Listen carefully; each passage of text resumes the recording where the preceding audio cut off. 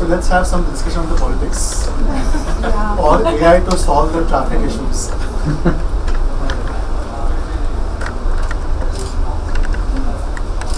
So I have prepared some questions.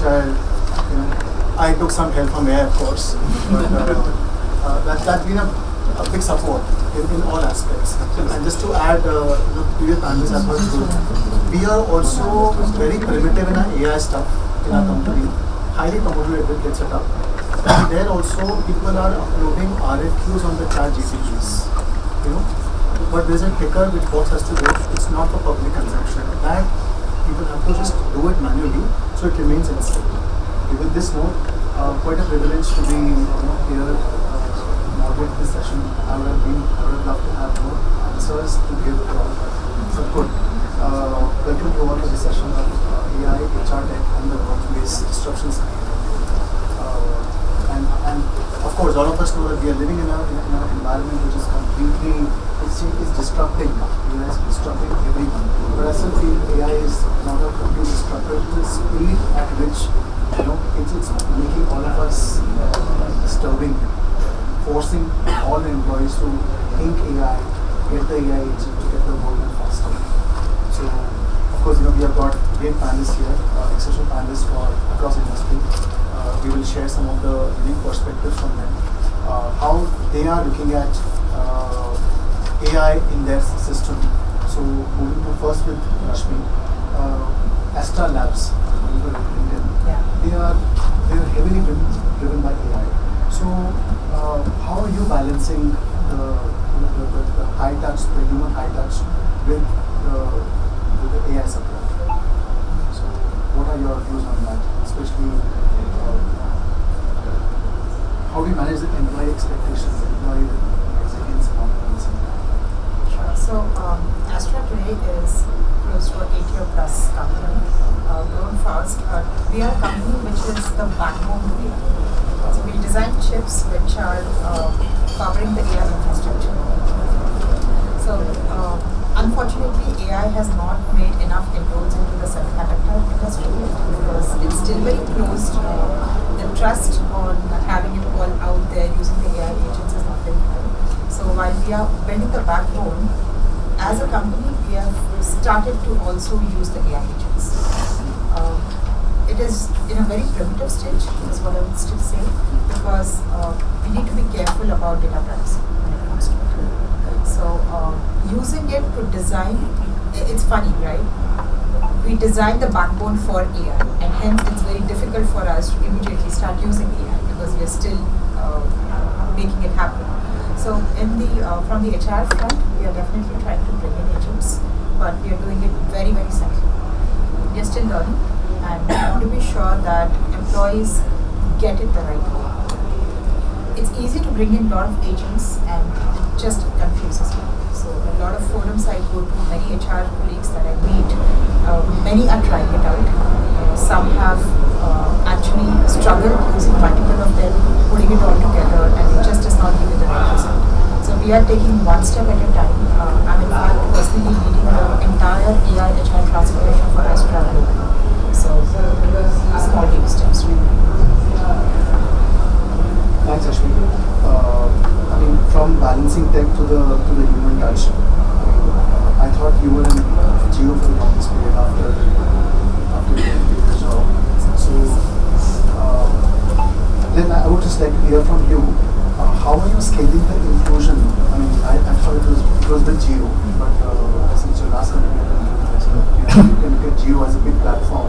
Jio has literally transformed all our lives, and I hope the Japanese can also look at Jio to get a better and a higher bandwidth. So, when Jio platform operates in massive scale, how do you ensure the AI and the HR techs are getting some shape in Jio per se? So I moved very recently to a new company which is called Ascend Telecom Infrastructure. It builds the infrastructure based on which all the telcos attach their equipment, and hence we are able to connect on phone and through the internet. So literally the backbone of the digital wave that is hitting India since the last few years. It would not be right for me to represent Jio right now, but I will speak about the question a lot more maybe in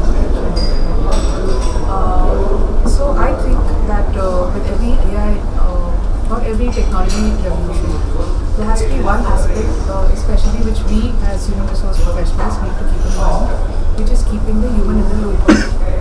Which means that any decision that we take based on what our own technology is telling us, whether it is AI enabled or not AI enabled, I think you have to take your common sense along with you, whether that is in hiring or in talent decisions or in understanding who's going to move where in the organization, talent mobility, or in deciding who is going to get promoted. Because you can enter some data and the system will give you sort of a decision, but why are you here? You will have more context about what is happening and why. And hence I think that you have to keep those employees involved. They have to take that journey along with you while you're doing this tech transformation, because it can't always be top down, because you have to be well aware of what is happening. I think you need to compare with what used to happen when we were doing manual processes about 15-20 years ago completely, and then see whether what we are trying to do now is better than that or worse. Right? Are you getting to a better stage or not? So I think include within efficiency, I would include ethics, I would include fairness, I would include everything that's right, because I don't think you can be efficient and you can be not fair. I also don't think you can be efficient and not ethical.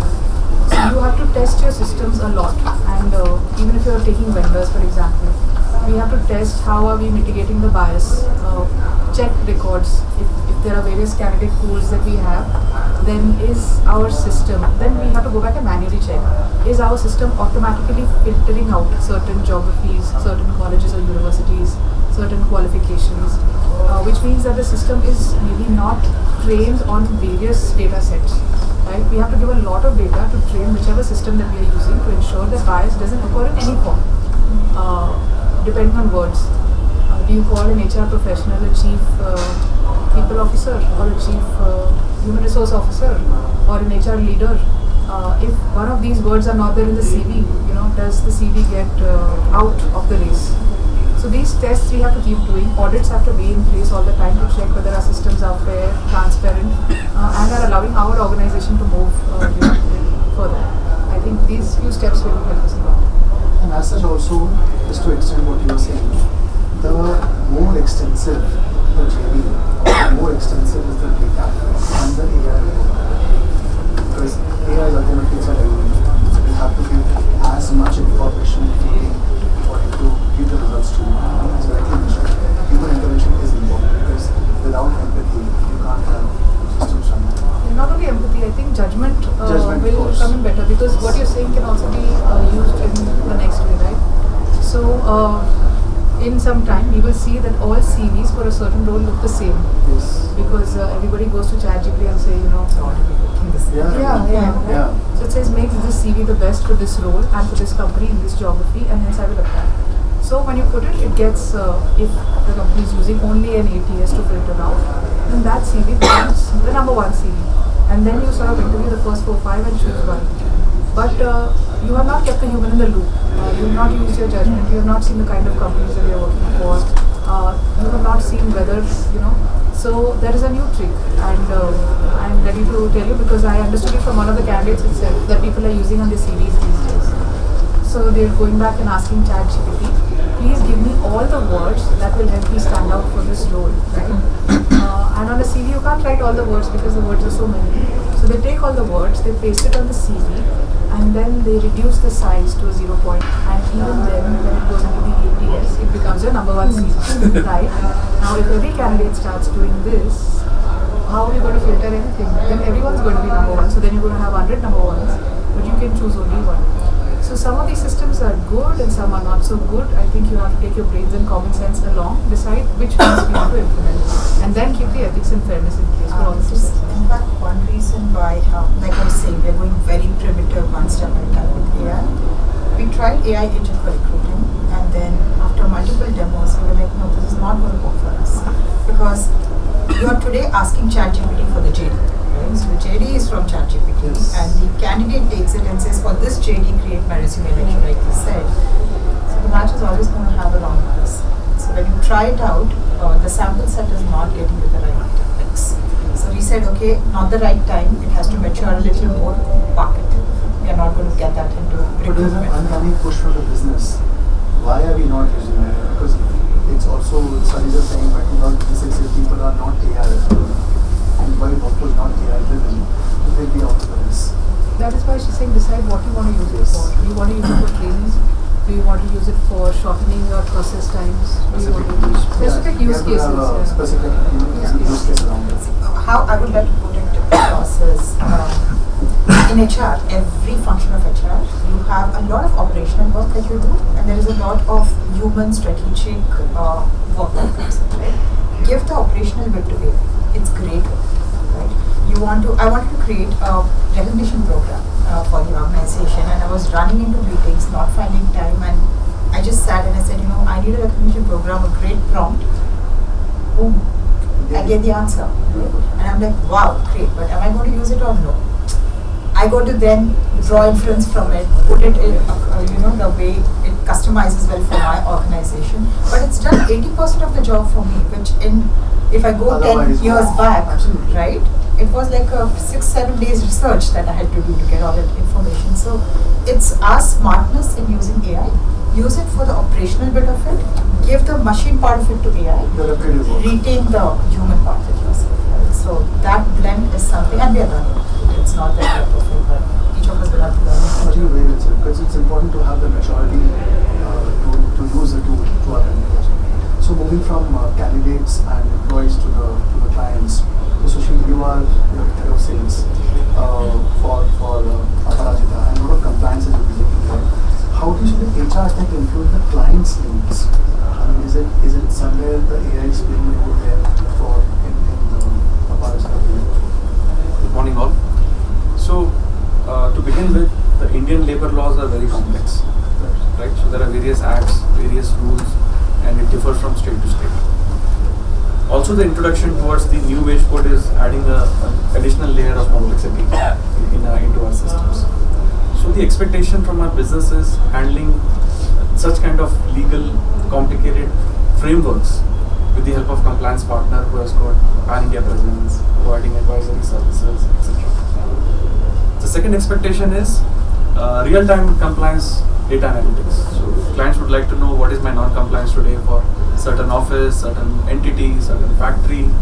So we provide that. Plus they're also looking for predictive analysis.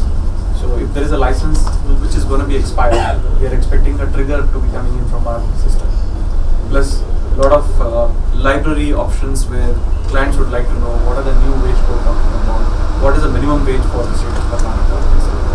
So these are the things which clients are expecting. Plus they are also expecting to enhance employee trust and experience. So we at Aparajita, we are offering help desk service where we help our the employees to take care of PF transfers, death case pendencies, PF withdrawals, etc. So there are so many tickets pending with the authorities, and we had to go there and resolve those cases one by one and decrease the tab and smoothen the entire process. Plus they are also expecting making multiple visits to the authorities. Right? So for example, if there is a notice that has been issued to you, right, there are a lot of legwork that has to be done. You have to visit to the authorities, make multiple visits, submit the documents, etc. With our technology, you'll be able to track all these things. Where my notice is stuck, how many times the compliance partner has visited, etc. So when you save that legwork or the bandwidth, the HR business team can focus more towards the strategic initiatives and internal projects, etc. So these are some of the needs and expectations when we're talking about HR tech from our clients. So do you see that the need of the compliance partners have now reduced to more of legwork, more of follow-ups, more of because still our government sectors are still not become very, very efficient. Earlier we used to have consultants who will have a seat at the table to really advise us, guide us and give us support. But today ChatGPT gives us everything. If you have starting a factory, put across your major rules required and it is there. And then I need somebody to fill those forms and take the next level. So has it curtailed the rule? Frankly speaking, some of the states, for example, Kerala and Gujarat, right, there is still a physical submission required of returns and remittances. Yes. But other states have gone online. Yes. That's one part. Secondly, no matter how AI or automation that we take, on board, when we talk about labor laws, there is a face-to-face conversation that is required. You have to go and meet the authority. So I see a balance of both, and the face-to-face connect will definitely push the application forward. So that's what the expectation, that's what is running currently. Even though some of the governments have gone online, it will still show as a pending status unless you go and meet them. Maybe a really common question. Which state in your opinion is highly progressed in AI side? So there is a mixed feeling that I have, because we cater to almost 3,000 clients with pan-India presence. And we have been in this industry for almost 25 years now. So we have different experience in different states. For Gujarat, we have a different experience. In Haryana, we have certain clients who are facing certain different challenges. So I wouldn't want to pick any state, but it's a mixed feeling. You are using AI tools? Yes, I mean the tool that we have, Simplans, is which it has AI related capabilities and RPAs and bots. So from the same, extending to Rashmi, which is the most promising AI tool that as your organization, Astera Labs, has known about? We are building it in-house. In-house. And current question, what kind of talent you pick up when you build this kind of tools? So you have very experienced people who are getting into AI tools? So the first tool that got built is by an intern who's been with us for 1 year. So it's the latest generation doing it, and I think they are the right ones to do it, because unfortunately the users of AI, right, we are all used to the primitive way of working. So I guess our own trust in believing the machine is still not 100%, so that's why it's taking some time to get there. And what will it solve? What will it solve? Is this tool will solve what kind of problem? What use case? This is mainly for the technical teams to help them in their design function and every aspect of semiconductor chip design that we go through. But having said that, we are also trying to bring in AI into HR, right? And what that would do is try and look at the operational part to be solved. If you ask me, I have a lot of use cases to give on AI for HR, right? Maybe to companies like Aprajita. I'm managing 5 countries too, maybe 6 very soon. And trust me, I deal with 5 payroll vendors, 5 compliance vendors. Yeah. It's not easy because the laws are different, and an immediate reaction by anyone would be, hey, looks like you have not found a common vendor who can manage 5 countries. I did try it. We don't have it. Right? Because everybody is so confined to the law of that country that if someone were to ask me, hey, what in AI do you want as an HR, I would say, get me a compliance partner who does it all for all the countries, and a click of a button, I get to see it, right? So it's very interesting. A lot of use cases we have. So in your personal daily task, if one such task in your personal daily life, would you want to give it to what? I would like to give a complete employee. No, at home life. At home? At home life. If you have to just get any of the AI applications, Yeah. which one would you be really happy to give it away? Made, leave the links. Yeah, if it can just help me get some sleep without me actually sleeping. Thank you. Rashmi. Sorry. No, that's okay. I think it's important. Okay. So Dina, to you, what does employee experience looks like in the digitally enabled world for you in your current setup? It looks very simple. So if I were to put myself in the shoes of a regular employee who's maybe not in the HR team, I would look at, is my system making my life easier, or is somebody just shoving more technology because there is this race to implement technology, get more AI. Yes, we want more technology, but is it adding more tasks to my day? Is it making me do more work than what I was doing yesterday? Like I said, if we were in the industry like 15-20 years ago, where we had a manual process, maybe for different things like training or recruitment or getting approvals or getting NFAs done or making the payment to a vendor, where the system was very simple, right? It was either an email or an NFA form. You go to the boss, get a signature, go to the finance, payment gets done. Now, if I want to automate that workflow, is it making it more complex? Are there more approval layers? Is the workflow more, in number of steps of approvals to be taken?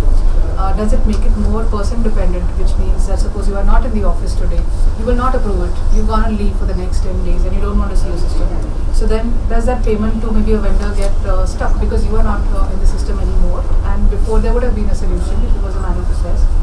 So am I becoming more intelligent or am I becoming more stupid is a question I ask myself whenever I implement any technology for any module, right? The second thing that I want to see is it integrated or am I making it more difficult, which means that is my attendance different, payment different, recruitment different, payroll completely different, and I have to, for each and every report that I need, my team has to go around to 10 different places and generate that manually for me again. So then you end up having more workforce, more reports, more junk. So the experience has to be very, very seamless, right? So when a user logs on to a system, it has to be pretty aesthetic. It has to be idiot-proof, which means that I don't need somebody to tell me where to navigate to maybe raise a travel request or a reimbursement. So some systems are like that. Everyone must have tried using IRCTC. Everyone must have tried using the PF site. It can get to you after some time. The logins don't work, and this is not meant to criticize. Maybe they don't have the right people or the right mindset to build the right things. But the user experience is extremely bad because the user gives up. I also give up. If I cannot log on to PF for more than 2 times, I leave it for the next many days, right? So the problem becomes small in my eyes because I can't get through it. You're not allowing me to reach you, right? So are we solving problems or are we creating barriers so that it doesn't happen? Many companies create chat bots, sometimes in-house, sometimes through consultants. And the kind of stupidity that you get in the form of a response is, you cannot compare it to anything else. And some chatbots will tell you, reach out to your HR partner, as a response. If the data is not ready. So if I had to reach out to an HR partner, then why are you there? You're not there to just tell the CEO to have one comic figure there saying that, hey, I have a great chatbot. So at every stage, I like to ask myself, if the team is involved in technology, am I becoming more intelligent or am I becoming more stupid? Am I becoming more simple or am I becoming more complex? Am I making my employees or leaders' life more easy, or is it going to become more difficult? I think these 2-3 basics, if we keep in mind while we're doing technology, instead of waiting to get praise because I want to tell somebody that I have implemented technology. I think these 2-3 questions help us remain grounded and do the right thing. And of course, always keep the algorithm transparent. Tell the employees that promotions are going to be decided based on 1, 2, 3, based on your data that we have on your CV, on your career, on your career track, or the raise calculation or the sales incentive is going to be based on this formula. This is how much you earn, this is your dashboard, this is going to be your payment for the year. I think if you keep it clear, transparent and grounded, you will almost always do the right thing. You said a lot of stuff on how your business. In your case, what do you think about the TA? Because we keep talking about massive hiring, crowdsourcing, and people use AI tools. But here, how the TA will in the human always do. How do you think it's human can do a better job than the tools are doing? Because a lot of people are now cutting down TA teams. Filtration is now reduced. I don't need somebody to shorten profiles. Then I think the organizations become more intelligent in terms of forget filtering profiles, in terms of assessment. So if everyone's CV is looking the same, what do we do next? Let's understand what our roles are and then how do we assess them. And then that you can maybe automate for the first level. Because the second level, definitely you will check diplomacy, you will check how well the person is carrying himself, especially if it is a senior role, whether he or she will be able to manage stakeholders tomorrow once they come in. Do they look like they're going to be a culture fit or no? All of that will be human still. We're still at a stage where we need a human assessment of all those things. But assessment for a role can definitely be tech enabled, which means that the company needs to understand what role they are hiring for and then what are the competencies and then how to assess. If we get to that stage, then your filtering will become more sensible. And at your organization, have you introduced AI specifically for filtrations, or still Not, manual? no, it's not manual. It's partly AI, not completely there. And the reason being, when you open a position, right, very easily 200, 300 CVs come. So practically for a human being to sit and filter them is difficult. It takes time. So where we use AI is to filter on the basic skill sets, which again could go wrong, but when you have that first filter, the main impact that a human resource team is able to do is that first round of screening. Talk to the candidate, right? That is where you get your sense of is it the right candidate or not. So we are blending it today. We have not left it completely. I don't think we will reach that stage. I just have something to add. Please. Yeah. So you're talking about talent acquisition, the way we screen, the kind of applications. Yes, with the blink of it, we have more than 300, 400. Yeah. You know, the moment you kind of post it external, right? So to your point, yes, it's important for us to do an assessment. We can't really go through all 200 or 300 applications. And there are candidates who are smart using ChatGPT, putting up based on the job description and important skills that is put up. The level of filtration, so I'm by the way from Cisco, so we have multiple levels of assessment that happens, be it early in career or for that matter even the experienced candidates. Assessment is mandatory. I think this should be something that we have to bring in most organizations. It's not a human thing that we can do. So the first level of screening is through assessment. Even there, Tests, psychometric tests, right, and yeah. others. So there is, be it MCQ, your coding very importantly. We get the score, one level of screening is done. And with the kind of, after post-pandemic, we have had virtual interviews. There are still plagiarism happening right there. The candidates literally go through, interviews through using ChatGPT. And you can literally watch them. That eye contact is not looking at you. They are doing, yeah, there is. That definitely happens. But it's good to see. Although we're talking about AI, we're using all of this. Now we are pretty much moving away from doing technology. Virtual hiring to calling the candidates to the office to have in person. And mind you, the candidates are not ready for that. They're like, are you sure you want me to come in? I'll have to travel 2 hours. This is Bangalore city. So we're talking about AI, we're talking about all of this, but has the mind shift of the candidates, especially, has that changed? I don't think so. And we're struggling to get these candidates to the office to even do the first level of screening. So as HR, what is the solution? Because your business always looks at you, okay, what do we do next? Okay, so fine, let's do a technical round, first round, just to assure the candidate, hey, let me do one virtual connect with you. And if you're shortlisted for the second round, it's mandatory for you to come to office. At least you save time not only, for the candidate, but also with the hiring managers. So my point here was, although we are talking about AI implementation, integration, and how are we dealing with our tool and things, the human touch cannot go from HR. That's really, really important, and business always looks up to you for a solution. We're talking, I think the previous session we said HR and CTO, we are talking about partnership. Eventually we are the answer for the business to ensure we hire you the right talent and the right process and protocol is followed. AI to chalta rahega, but it's important for that human touch.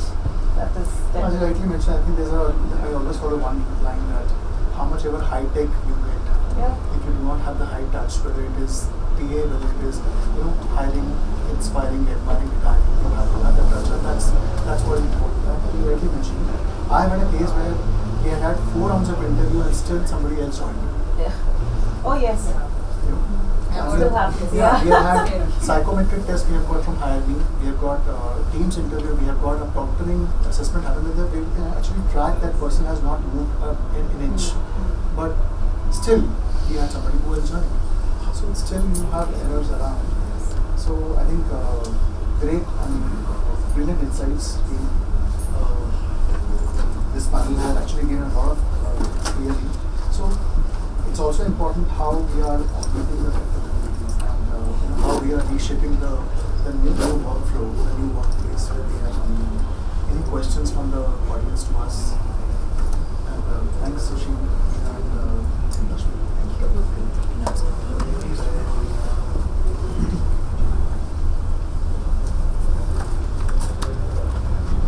This buzzword is there with us for some good amount of time. I'm not sure there are also. I'm hearing a lot of AI, ChatGPT, basically we call it any large language models. What we did was fundamentally when you receive a CV, put it through. I'm sure all of you have heard about Turnitin. Okay, Turnitin is an AI checker. Turnitin is of course for educational purposes. Okay, most universities or colleges or whatever, when you're submitting an assignment, you have to put in through Turnitin, and Turnitin gives a report in terms of how much of AI is there, plagiarism there, etc., etc. So similar packages are there for industrial use. So what we did was to put that into the workflow. Okay, as a CHR, I always receive every day. I receive some 10 guys who tell me we do AI-based hiring and all that. But unfortunately, nobody has. So what we did was we put everything there into this, and then comes out which are the AI ones and which are the non-natural ones, right? So we also put a disclaimer onto the when we are talking about that every CV is going through that kind of report. So that kind of this thing. Then I had a guy who called me up. I was global CHRO. So a guy called me up from Turkey where we were recruiting. Said that, hey boss, we have a reverse thing where we can turn an AI generated this thing into a natural language.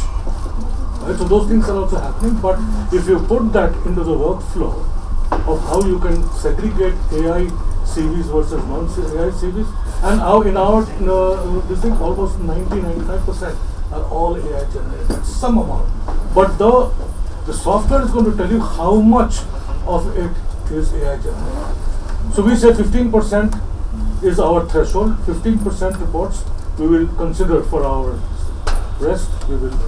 So end of the day, the person who is joining has to perform some kind of test, some kind of, Of course, yes, but so you do get to know. CVs are like the first.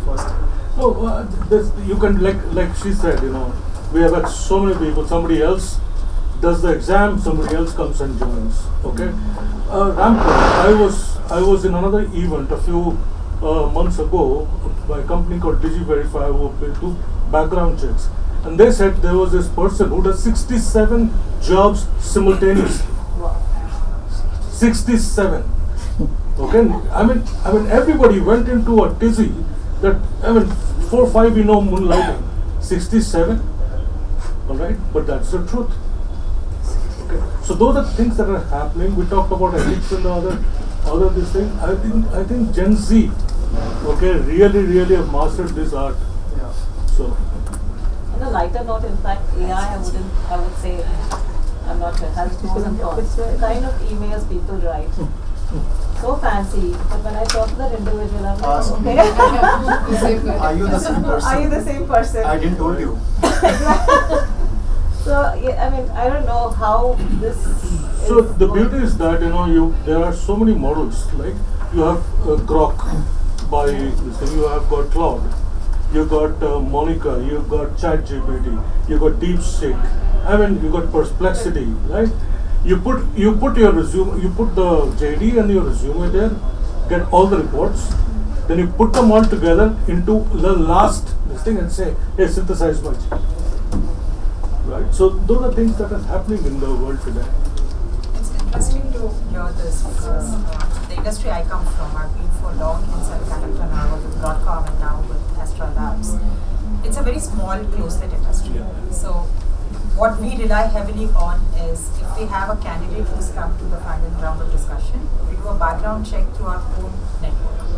That doesn't go wrong. So, the challenges I hear you all have are so much more complicated than what I would have. Because you're looking at smaller workforce and massive hiring is quite difficult. It But is very what we are doing is we do the beginning before the hiring.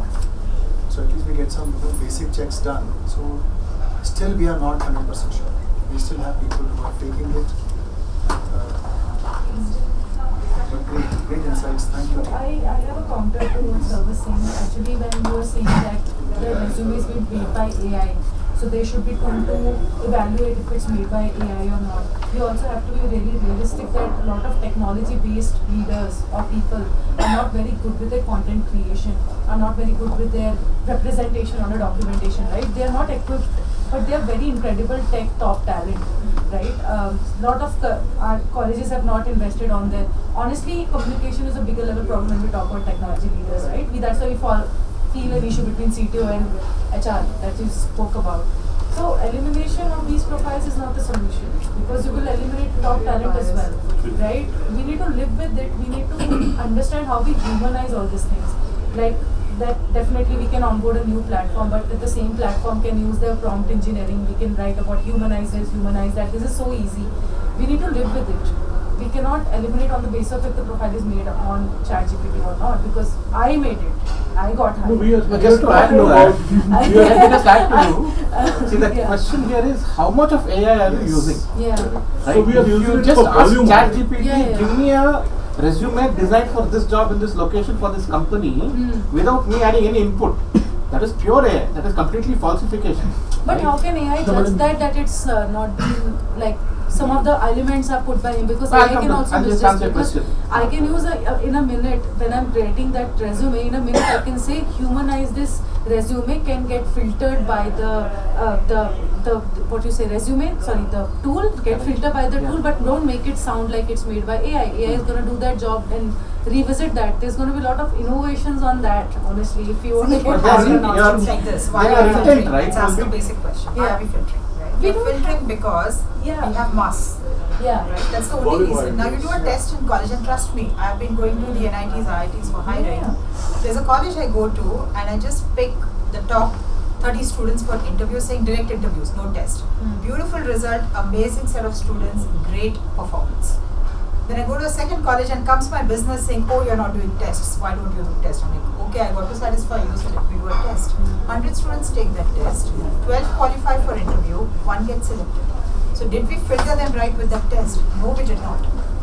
But unfortunately in India, with the population we have, filtering is a requirement. And the filters could go wrong, whether it's AI filter or the traditional filter. But we will have to start to smartly at least eliminate the ones you definitely don't want, right? So that's what it is trying. But AI tools honestly have become very, very intelligent. You have this first round of filter, then you have interview that's happening these days with programming, and it's excellent. Yeah. I mean, I would love to start to use that if business gives me a go ahead, but that is very great. You know, your first level of screening is done, and then you go to directly document.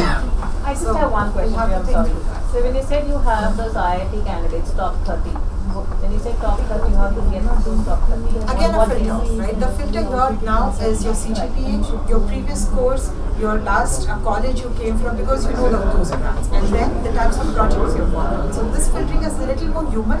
You're looking into the project, you're looking into the CV, you're spending a little more time and filtering the top few, and they are working on it. But in a test, see, it depends on. I'm an engineer. I've given these tests myself. It's about the mood that day, your health situation that day. Your test can just go wrong. I mean, I've failed terribly in those tests. So, yeah, it's always a filter which may not be right. So I just want to add up something. I'm from CILM Kolkata, with the education partner.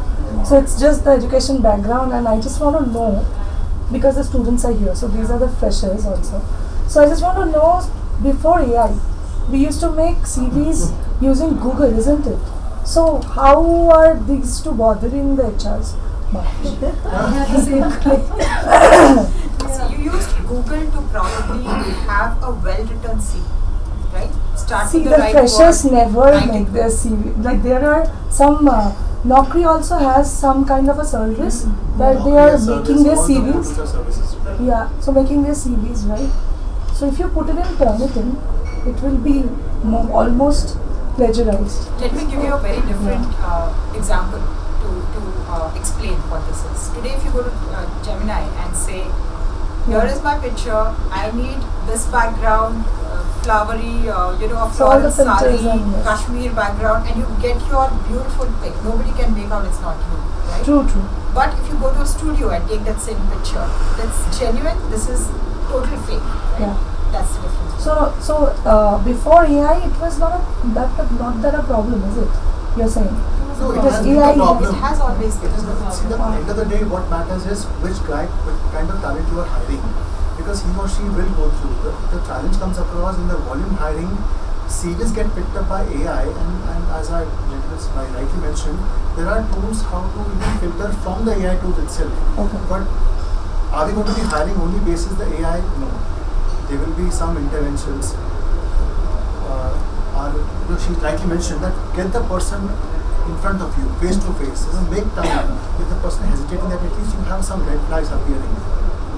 But still, despite all of that, let me tell you, being very honest with all of you also, we will still have 10% of the issues. We have to live with it because AI will work, but how is your empathy? How are you putting that human touch?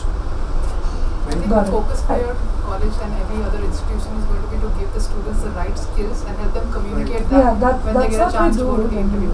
So it's very useful for them. Students have to be talking. You have to be more relevant, more updated about which company you're applying for, how much you know about it. Because end of the day, how you present yourself about your content is important, and not about what and you are using the language, but right word, right time. Thank you so much Yeah, for that. Thank you, teams. Good.